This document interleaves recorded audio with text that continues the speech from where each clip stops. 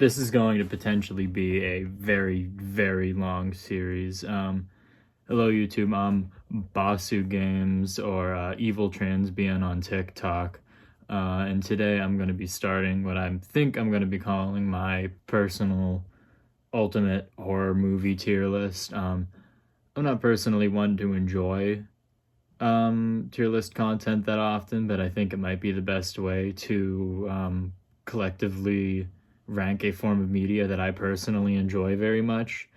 Um, I'm not very good at editing, as a matter of fact. I've never edited anything in my life before, so you're probably going to see some pop up images over here at some point. Maybe, potentially, you'll probably see the tier list there at some point. I'm going to be learning as I go. It's going to be a fun time. We'll figure it out together. So over time, the plan is to continuously add more and more movie series with each video. This first one is only going to be covering the Friday the 13th and the Halloween franchise. We will be adding more in future episodes. I'm not sure exactly which I'm going to add. Well, 100% there's definitely going to be Nightmare on Elm Street at some point, Scream. I'd have to watch all the Saw movies in order to rank them all, but I might do that. And then eventually we're going to trickle our way down into some of the stranger, more indie ones. I'm going to be doing a lot of trauma movies. I don't know if you guys like trauma films, like Toxic Avenger, that kind of stuff, but we're going to be delving into that. Feel free to suggest any movies in the comments if they're interesting enough. I might watch it. No, I will not watch Cannibal Holocaust. No, I will not put it on the list. It is not happening. That is my one rule. I will not be featuring any movies that I consider exploitation films, and I will not be featuring Jeepers Creepers because the director did some very terrible things that I cannot say on YouTube that you can look up in your own time. So starting us off, we got the first Friday the 13th. Now, this might be personally upsetting to a few people, but I don't like this movie. It's good at points, don't get me wrong. It's an essential film. The practical effects are amazing, honestly. The bed kill is, it's infamous. When that arrow comes up, that was fantastic. And the ending of the movie, the final twist, which, spoiler warning if you haven't watched this iconic 1980s horror movie, last chance to skip a minute or whatever, there you go. The acting for Pamela Voorhees, Jason's mom, phenomenal. But the twist does not work. The main appeal of a mystery movie is it's usually supposed to be somebody that's seen on screen at least once, and making it this random person, while it is cool in hindsight, it is cool in the lore, it's not effective as a mystery, which I think is what it might have been initially advertised as. It was a major feat of marketing, don't get me wrong. It is an impactful film that I personally enjoy. But unfortunately, it's gonna have to go in C tier because there's a lot of better movies. For example, we got Friday the 13th Part 2 now. I don't enjoy this movie that much more. We got the wheelchair kill, which kind of begins the trope of wheelchair users in a lot of horror movies just being used as props for a kill, which is honestly a little unfortunate. The kill, I forget what they use. It was some sort of spear or javelin or something, but there's another bedroom scene in this movie that's a pretty blatant rip on the arrow scene, which, while it's still good and while the practical effects are still amazing, feels a bit lazy to me personally. We do get to see Jason start off, though, which is fantastic, and the actors are honestly slightly more tolerable, at least for a Friday the 13th film, so it's a little more watchable, so hey, solid B tier. Now, Friday the 13th Part 3, it might have been cool at the time. I don't know. I obviously wasn't around when it first came out, so feel free to correct me if I'm wrong, but it could have been cool at the time. And now this is according to interviews as somebody who's watched several documentaries about this franchise. They were more focused on being able to nail the 3D shots than they were actual solid acting. And while you might argue that good acting isn't essential for a horror film, I think especially bad acting certainly draws away from it, and this movie is one of those examples. Pretty awesome kills though. That like little head squeeze with the eyeball, fantastic. You know what? Honestly, for that, I think I'm gonna put Friday the 13th Part 3 in C tier, along with the first one. Now, you know what isn't a C tier movie? The fourth one. Now, Friday the 13th Part 4 is phenomenal. It is what I consider to be, I mean, I'm looking at my tier list right now. It is one of three Friday the 13th movies that I consider completely essential and fantastic films. You get the beginning of Tommy Jarvis, and which would be honestly one of, in my opinion, the best child actors in a horror movie besides Newt from Aliens. There's probably a few more that I can't think of off the top of my head right now, but it's a phenomenal movie. Excellent, excellent, just physique from Jason overall. Just the acting in general is phenomenal. Without saying a word, he does so much, and the kills are all great, honestly, albeit a bit less graphic than the rest of them. And the ending is phenomenal. It would have been the perfect final chapter, and that is why it is going straight up into S tier. You know, a movie I hate? Friday the 13th 5. Friday the 13th 5 was directed by a man who did adult films, and it's very obvious. Friday the 13th has always been a fairly raunchy franchise. You get your fair share of nudity in each of the movies. Part 5 was almost focused solely on the nudity, as the director said. That's pretty much all he cared about. There are several uncomfortably long, lingering shots that just feel strange and out of place in a movie like this. And while a movie where, spoiler alert if you haven't seen the movie, Jason is not the killer, it is somebody else, the twist, while better, and while it is a character that appears on screen, it's not fun. The movie isn't great. I believe, I can't, correct me if I'm wrong, but this might be the one with the goofy smiley face in the tree, which I personally love. I think it's very funny, but bad movie. Immediate F tier. I'm sorry if anybody likes this movie, but I can't personally see anything tolerable about it. Now, immediately cycling it back to a fantastic movie, Jason Lives. I'm not sure if many other people like Jason Lives. I think it's awesome. I don't like a lot of times when horror movies lean into the dumb, unusual, strange, but stabbing his body with like a fence and then having it get Frankenstein back to life is awesome. The practical effects on Jason himself, beautiful. When you see that rib cage open up for the first time, amazing. Also, you get more adult Tommy Jarvis, which is fantastic. You get the biker gang, which is an awesome group of people that I really wish lasted a little bit longer in the movie, but were still phenomenal and awesome. Overall, I think it's a great movie. It's not that graphic. Again, that's going to happen with a lot of these films because the MPAA is an awful organization. But honestly, it's another S tier. It's another one of the three Friday the 13th movies that I consider essential. Actually, come to think of it, there might be four, but you guys will hear about that. Now, Friday the 13th Part 7. I don't know if you guys know this. The whole telekinetic girl bit, that was going to be Carrie. There was going to be a Carrie crossover. They could never do it. So they just rolled with somebody who was pretty much Carrie anyhow. And I think it's fantastic. Some people say the movie's a little too goofy. I can understand why some people might think about that. But you also get Kane Hodder. Kane Hodder, as many of you know, probably the most famous and well-known actor for Jason Voorhees. He stepped into this franchise pretty damn late for somebody who made such an awesome impact. I believe he was a Marine or something.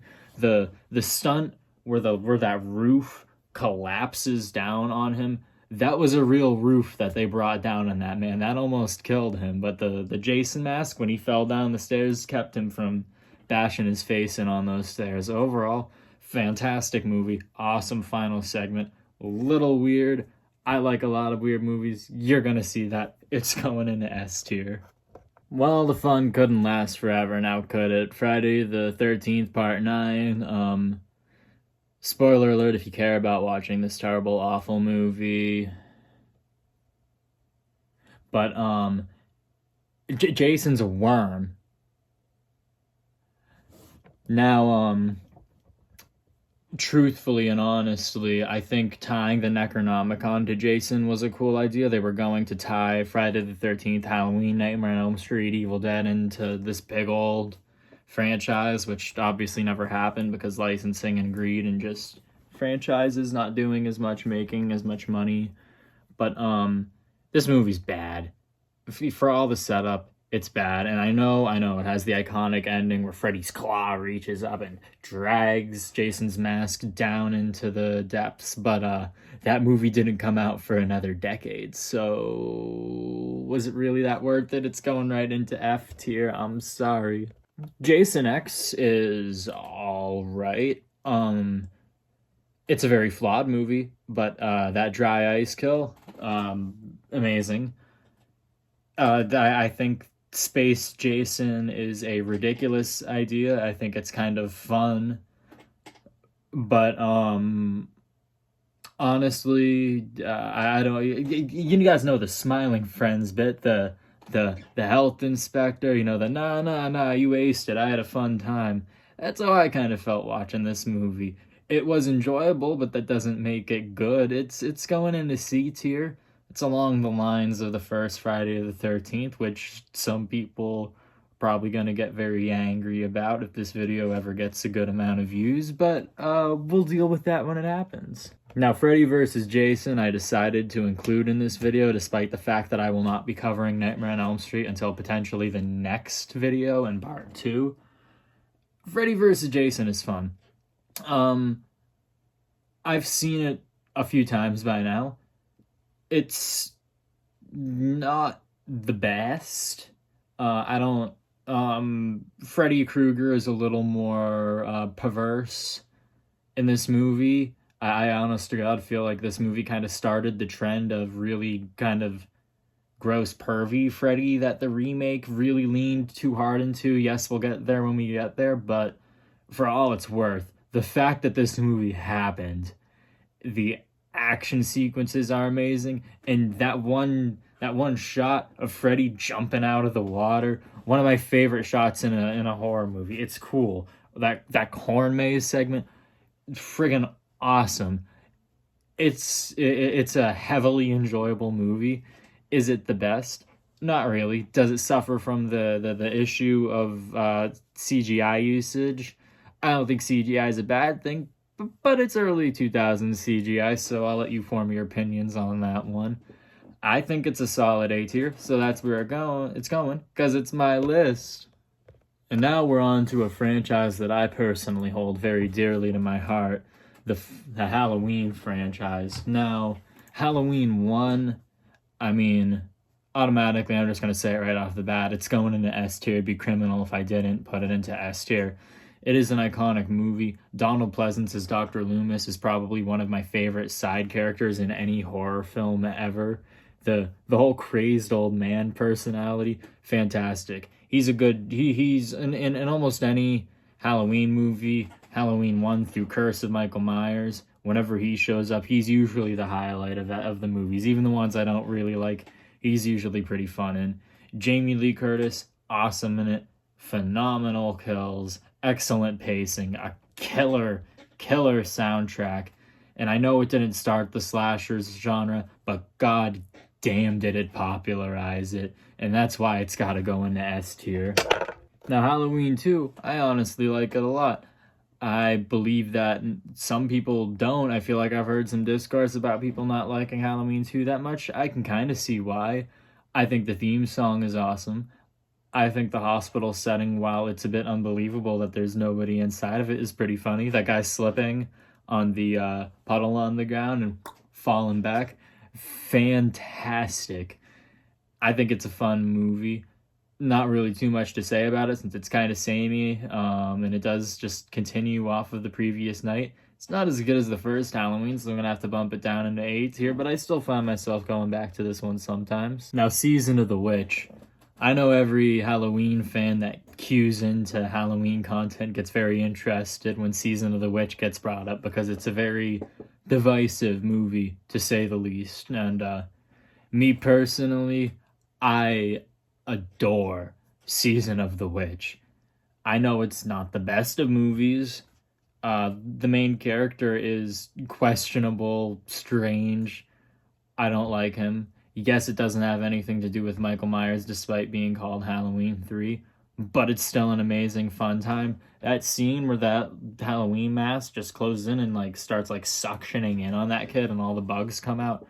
Awesome. I believe one of the Michael Myers, or it might have been Jason actors, plays the main villain of this movie as well, which is very interesting. I think it's a fun time. The soundtrack, once again, killer. I'm probably going to say that about a lot of the Halloween movies, but it's John Carpenter. Get used to hearing it. I think Halloween 3 is an easy S tier, honestly. Might be some complaints about that, but for me, I hold it near and dear to my heart. You know, Halloween 4, speaking of, we were talking about amazing child actors earlier over back in Friday the 13th, Part 4. You know, that's really funny, fourth movies and having amazing child actors, but I really like this movie, if you couldn't tell. The mask is bad and dumb. Michael Myers using a pump was fantastic. Not really shooting it off in the ideal sense, but just kind of jabbing it into somebody was pretty cool. I'm sorry for my very selective language. I don't really know how YouTube AI auto detect works with these kinds of things, but it's a fun movie. I like the idea of a group of angry redneck mercenaries firing off into a bush because they think it's Michael Myers and then it just being some rando. That was pretty fun. I like that movie a lot. Honestly, for me, it's going in the A tier along with Halloween 2. Not quite S tier because it's not the greatest, but it's still fun. The intro is cool. The theming is good. That neck grab that he does where he pulls at the guy, really awesome. Now, Halloween 5. Let me tell you all a story about Halloween 5. The first time I watched it, I was doing a mini marathon. I watched Season of the Witch, Halloween 4, and Halloween 5 straight. I love Season of the Witch. I love Halloween 4. Halloween 5 is an extremely disappointing movie. Taking an amazing child actress and forcing her to be completely mute. She was the most obnoxious character in that movie. She was terrible, and I'm not pinning any of that on her at all. That is the director's choice. I do not know what they were thinking. I can't recall a single kill from this movie, honestly. It wasn't really that fun. I remember them trapping Michael Myers in a net. I remember wanting the movie to be over really, really, really badly when I watched it. It's going into F tier. Maybe it'll change at some point if I rewatch it, but I do not like this movie at all. Now, Curse of Michael Myers is slightly better depending on the version you watch. I really wish it wasn't the last one that Donald Pleasence was in because it kind of really, honestly, was the starting point of me being really, really tired of the Halloween movies. Michael Myers doing that to his niece, bad, terrible. It's going into D. I think it's slightly better than Halloween 5, but I don't like it that much. Just only slightly better than Halloween 5. Now, Halloween H2O is pretty alright, personally. Halloween movie that takes place during the summer. Little strange, but I like the college campus setting. Jamie Lee Curtis with the short hair is kind of nice. I got a lot of enjoyment out of it, personally. I think the final chase between Laurie and Michael is amazing, and I think it would be an excellent ending to Michael if it actually ended there.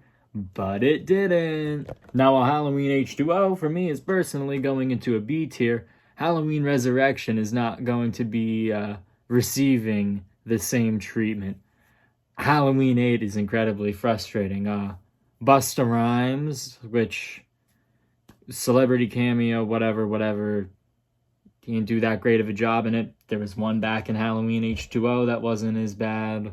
But the reality TV thing, it's Man, who this movie franchise really got to a point. You kind of start blacking it out after a certain point.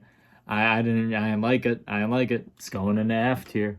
Now Rob Zombie's Halloween is an interesting one. As a Rob Zombie movie, if I were ranking Rob Zombie movies, it'd be pretty high up there.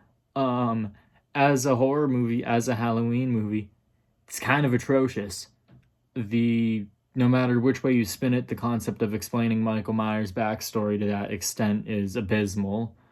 Um, it's I understand that Rob Zombie wanted to do a Rob Zombie spin on Halloween, in which case he succeeded. I think the second half of the movie is somewhat enjoyable, but it's rather it's a rather unpleasant movie, and that's coming from a Terrifier fan.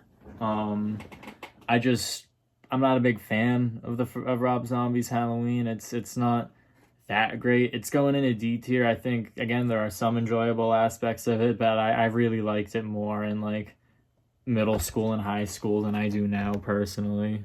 And then he made a second one. He did Rob Zombie's Halloween 2, where the beginning of it, that first 9 or so minutes, awesome, cool. It's in the hospital. I'm enjoying it. That really awesome receptionist that Michael Myers, offs, really cool. Nice chase. Then it was all a dream. Then they managed to make Laurie Strode the most insufferable character. Then they managed to make Dr. Loomis the most insufferable character.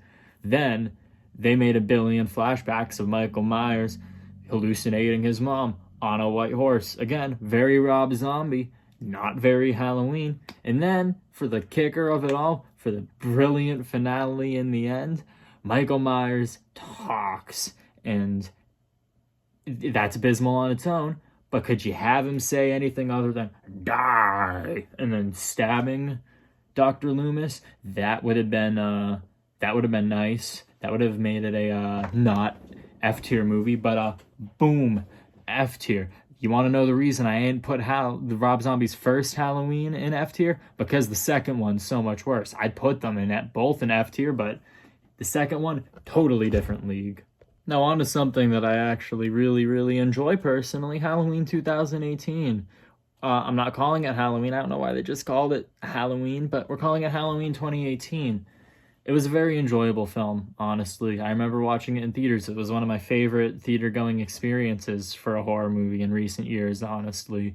Um, all of the kills were awesome. Michael Myers as an old man, just flinging people around, was fantastic. I like Laurie Strode as the mentally prepared old woman. I think it's personally fantastic. I think that the themes of generational trauma that the modern Halloween trilogy was trying to build was fantastic. I think this movie was great setup. The score, once again, amazing. I know John Carpenter did it. It's phenomenal. Honestly, really enjoyable movie through and through. I rewatched it this season recently, honestly. I think I've probably seen it about 4 or 5 times by now. It's a really enjoyable Halloween movie. That I wouldn't say it's as good as the first, but I would put it into S tier. It is a phenomenal, good modern horror movie, and I think it might have actually been the first Blumhouse movie that I saw at the time, and it was really good. And introducing new characters like Allison while still keeping Laurie relevant was a really good way to bridge audiences, in my personal view. So the movie, it's immediately going into S tier. It was great. And then that really interesting event in 2020 happened, and Halloween Kills came out as a result. Now, Halloween Kills really frustrates me. It's okay to make a graphic horror movie. The Rob Zombie ones are pretty graphic. Halloween 2018 was pretty graphic. Kills doesn't make any sense. If a man drops from a 3-story building, he doesn't explode like a goddamn egg being thrown onto the ground. I understand trying to take the mob mentality approach or protesting or whatever statement they were trying to make with the whole hospital thing and the Evil Dies Tonight stuff, but the wave of movies that were influenced by 2020 and the events that happened within were very hit or miss. I consider Halloween Kills a miss. It was rushed, it was unenjoyable, the kills were fine, I guess, but the whole time I was watching the movie, I just felt like I wanted something more. It was the hype, the excitement from Halloween 2018. It wasn't being matched, but honestly, after I finished the movie, I shrugged it off. I thought, hey, maybe the next one will be better. This big conclusion to the Halloween franchise will be thrilling, maybe. And then Halloween Ends came out, and I'm sorry, I had to take a little trip to Yodiland to be able to talk about this film. Halloween Ends is a disappointing movie. It's okay to try new things. It's okay to take some risks, you know? You want to try a new twist, you want to do the whole two killers thing, it's whatever. Why on earth would you make your franchise finale, your big grand ending, the experimental movie? Why, after people complaining about how bad the last one was, would you make an even worse movie? And the opening's strong. The ending fight between Laurie and Michael is fantastic. I think it's because Jamie Lee Curtis put a lot of effort into the combat, and allegedly she also helped a lot with the story. And if this movie is what she thought Halloween should have become, then I respect her as an actress, but I don't think she should be writing. This movie was terrible. I did not talk to many people that actually liked this film. The whole teenage romance aspect of it was something. Again, why would you do it on your last movie? It doesn't make any sense. The only little piece of praise that I can think of for this F-tier movie is, hey, at least Michael's finally dead so the franchise can end. And it has now also occurred to me that I forgot to cover Jason Takes Manhattan, which D-tier, most of it's on a boat. You know the story. The rooftop punch with that guy's head flying off, awesome though. So yeah, D tier for that one. And then I also forgot to talk about the remake, which is rather unfortunate because the remake is an A tier.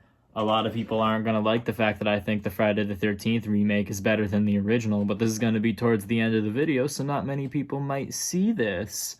It's better. The kills are better. The acting is better. It has probably the coolest Jason in any of the movies. I like him setting up traps and stuff. That's fantastic. So immediate A tier. Well, thank you all for sitting through this with me. I know it must have been a bit of an ordeal. I'm trying to learn things as I go here. Here's a little boom tier list image, if I can learn how to edit, of the final tier list.